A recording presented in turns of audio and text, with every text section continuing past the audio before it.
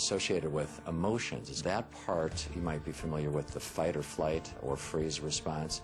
The amygdala, which is the fear processing center in this part of the brain, really becomes bright. So what happens is trauma changes brain functioning, and then that triggers changes in stress hormones in the body, which are not a good thing.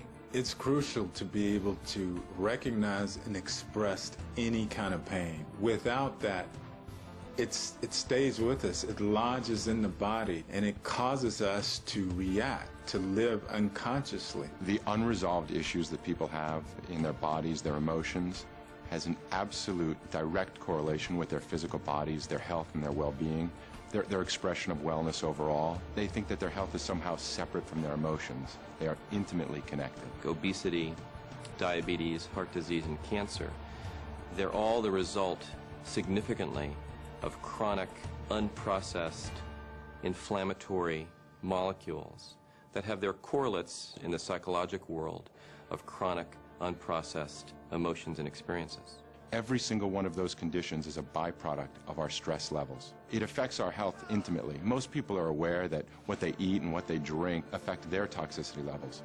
What they don't realize is that what they think and the emotions that they've built up over years are really the most toxic. The ways that people have dealt with this traditionally and historically are inadequate. My patients are in overwhelm.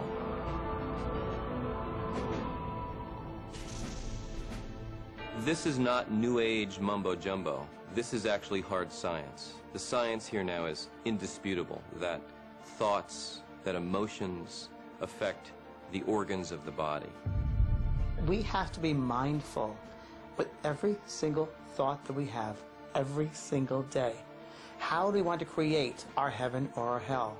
How do we treat one another? Because we are the source of everything within us.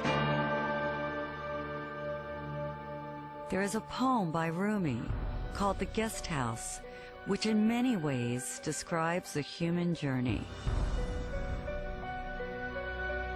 This being human is a guest house.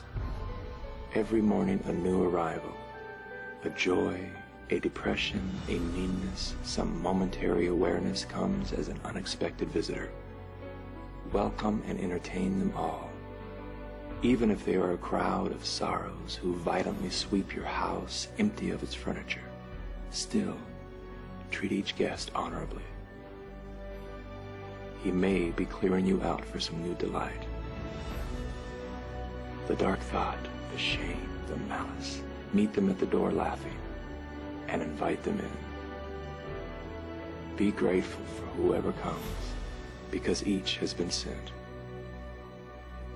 as a guide from beyond. Repressing our anger may seem like a good solution, but pretty soon we run out of places to hide.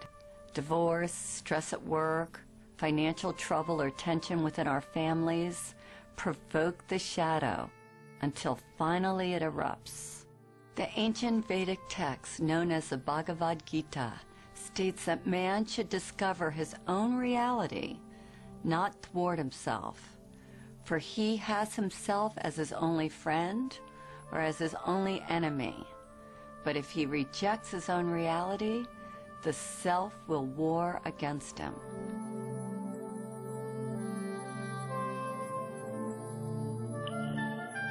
It's easy to love yourself when you wake up feeling strong and worthy and you have enough money in the bank and you feel great.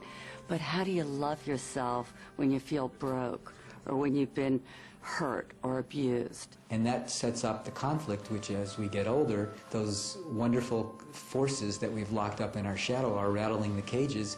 And sometimes if we're distracted, they sneak out and we think, and the people around us think, what were we thinking? And the answer is we weren't thinking. When repressed, the shadow can look like this.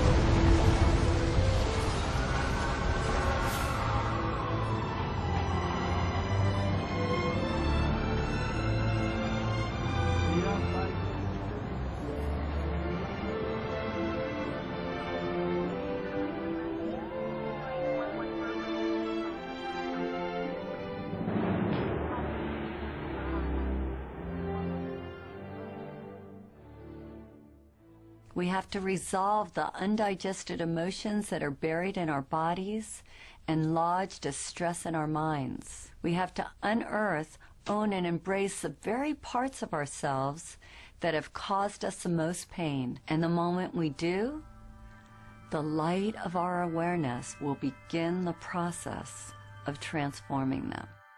We think we're alone. We think we're different. We feel isolated or abandoned. And then when we come together, we find out that we all go through traumas, that to be human is to be challenged, and that everyone has gone through some trauma. And if we're courageous, we see that there is gold to be mined in every experience.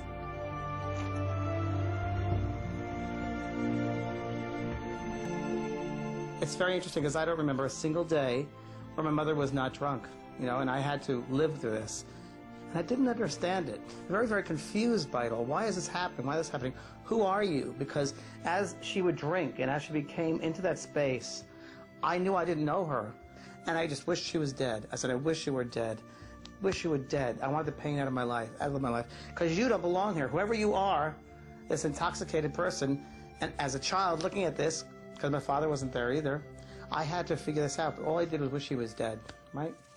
Well, not until 30, 40 years later, after she had passed over, she lived many, many years after that, and after getting involved in this work, I realized that that was indeed one of the most incredible blessings of my life. I learned from that situation about compassion, and I learned about forgiveness. And that's a pretty big one to have to learn about forgiveness.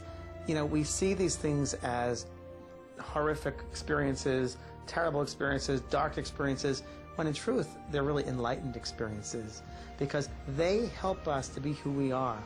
They help us to be compassionate. They help us to be forgiving. They help us to look at someone very, very differently. What doesn't kill us makes us stronger. At a certain point in life, it's about saying, I have been through what I've been through. I've succeeded in some ways, perhaps, but I've also failed in some ways. I've been strong at times, but I've also been weak at times. I've gotten some things right, and other things I've gotten wrong. And some things have gone well for me, and some things have been damn awful. The issue is, what am I going to do with all of that? Two people can go through the exact same situation on an external level, but internally they do two completely different things with it. That's why we read incredible stories about people who went through the Holocaust or people who were victims of genocide and yet they survived, and yet they go on to live extraordinary lives. And then you meet other people who went through a fraction of that in terms of an internal trauma, but they stay stuck in it forever. We begin to ask ourselves, what am I getting from staying stuck there? What am I avoiding from staying stuck there? And what we are avoiding is the greatest challenge of all, and that is to be who we can be in order to serve the world. I asked a few people to share their own shadow stories. Some of them are complete, others are ongoing. All of them are portraits of a fearless commitment to transformation. Sui is like that beautiful combination of a miracle. That part of her that she deemed so worthless and unlovable actually comes bearing the greatest gifts and makes her the shining light that she is today. The pain that I've been carrying throughout my life was the pain of believing that I was abandoned by my parents because I wasn't pure enough. I'm actually mixed in terms of, half Japanese.